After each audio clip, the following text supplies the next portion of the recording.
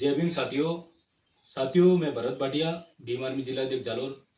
साथियों, जैसा कि आप सोशल मीडिया के माध्यम से कल देखा है, जालोर जिले के सायला ब्लॉक के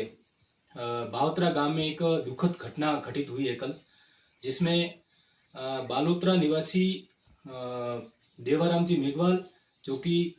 सायला के बालोत्रा गांव में कृषि के लिए जो खेती कर रहे थे चौथे हिस्से से, जिनकी बच्ची निजी स्कूल में पढ़ रही थी, जो कल आप सबके सामने एक बहुत दुखद और दिल को झकझोर करने वाली घटना सामने आई, जिसमें शुरुआती खबरों के माध्यम से लगा कि एक बच्ची के ऊपर स्कूल में फाइबर की ईंटों की जो दीवार थी वो दीवार उनके ऊपर गिर गई और जिसके कारण उस बच्ची की मृत्यु हो गई। और आज सुबह सुबह प्रिंट मीडिया के माध्यम से ये जानने को मिला कि उस बच्ची पे ब्लैक बोर्ड गिरा और बच्ची की मृत्यु हो गई। हालांकि इलेक्ट्रॉनिक मीडिया अलग बता रहा है और प्रिंट मीडिया अलग बता रहा है। और वहां बालोत्रा गांव के कुछ भीम आर्मी के कार्यकर्ताओं से भी मेरी बात हुई है, मैं लगातार कार्यकर्ताओं के संपर्क में हूँ। उनका कहना यह है कि कल ये घटना घटी तब अचानक वहां पुलिस आई और उनसे पहले वहां के स्थानीय लोगों की माने तो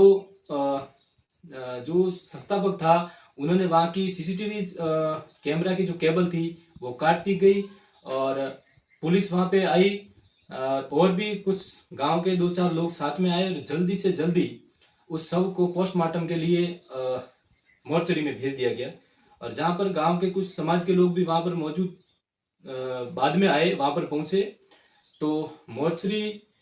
का जो हॉस्पिटल था वहां पे उनका गेट बंद कर दिया गया और जो बाकी लोग वहां पे पहुंचे उसको अंदर नहीं आने दिया और जल्दी से जल्दी वो पोस्टमार्टम करवा के परिवार को उनके निवास स्थान पर भेज दिया गया। बालोत्रा जिले में असड़ा गांव करके वो परिवार निवासी है, देवाराम जी मेघवाल, जो वहां पर भेज दिया गया। अब घटना अभी तक साफ नहीं हो पा रही है कि आखिरकार उन बच्ची की मृत्यु की वजह क्या है।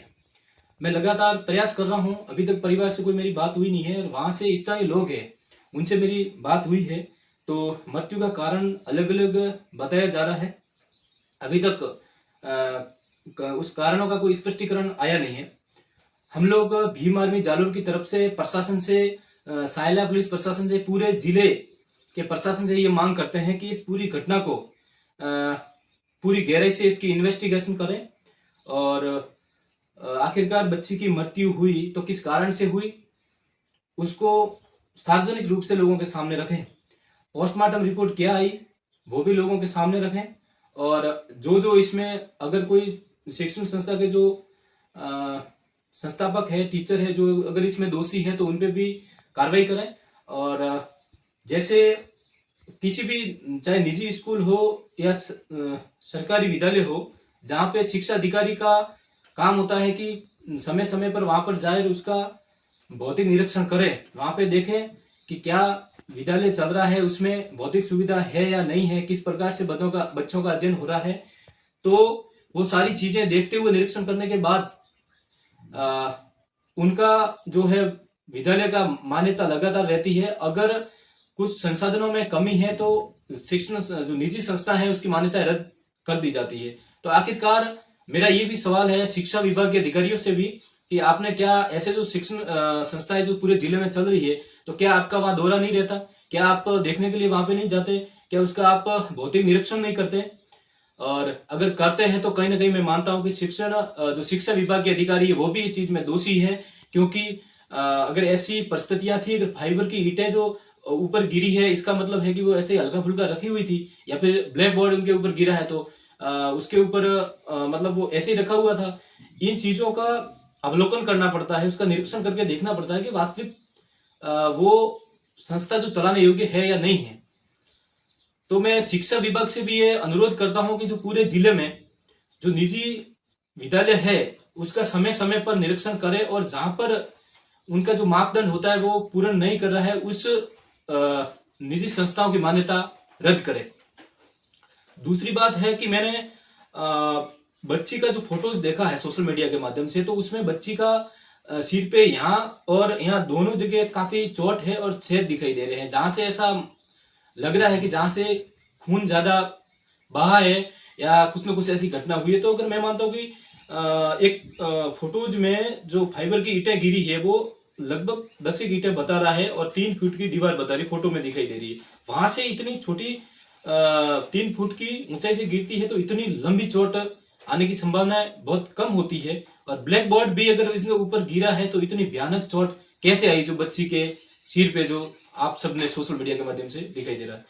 तो कहीं ना कहीं ये पूरा जो रहस्य है, मैं प्रशासन के इस मामले के जो इन्वेस्टिगेशन कर रहे अधिकारियों से मैं भीम आर्मी की ओर से निवेदन कर रहा हूं कि समय रहते पूरा इनका क्या सच है, पूरी इन्वेस्टिगेशन करके लोगों के सामने रखे, मीडिया के माध्यम से लोगों के सामने, और बताए कि आखिरकार ये रहस्यमयी मौत जो बच्ची की हुई है इसके पीछे क्या कारण है, किस कारण से हुई है। और इसमें अगर कोई शिक्षण संस्था के कोई टीचर या संस्थापक जो भी अगर दोषी है तो उनके खिलाफ उचित कार्रवाई करें। और विद्यालय के संबंध में भी जांच करें कि अगर वो भौतिक मापदंड पूरा नहीं करता है तो उस विद्यालय को भी